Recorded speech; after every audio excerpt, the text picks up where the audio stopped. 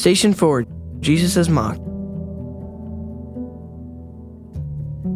They stripped him, and they put a scarlet robe on him, and they twisted together a crown of thorns and set it on his head. They put a staff in his right hand, and they knelt in front of him and mocked him. "Hail the King of Jews," they said. Matthew 27, verses 28 through 29. In this station we will have two objects, a whip known as the cat of nine tails and a crown made out of thorns. What was the purpose of these devices? To inflict pain, but even more to humiliate and dehumanize. For the good news is that Jesus was fully human. His humanity wasn't accidental. It was for us. Philippians 2 verses 6 through 8 says, Jesus, being in form God, did not consider equality with God something to be used to his own advantage. Rather, he made himself nothing by taking the very form of a servant. And being found in appearance as a man, he humbled himself by becoming obedient to death, even death on a cross.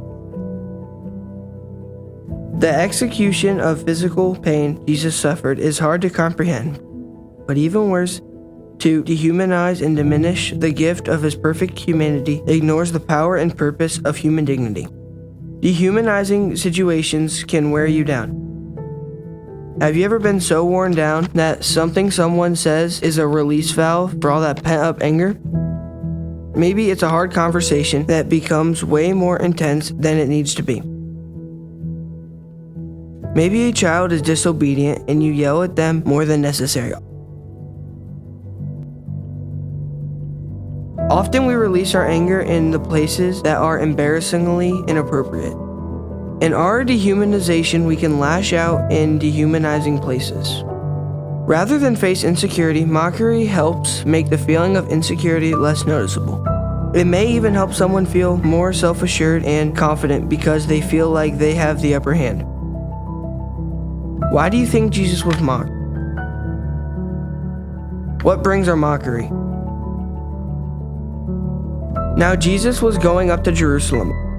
On the way, he took the 12 aside and said to them, "We're going up to Jerusalem, and the Son of Man will be delivered over the chief of priests and teachers of the law. They will condemn him to death and will hand him over to the Gentiles to be mocked and flogged and crucified.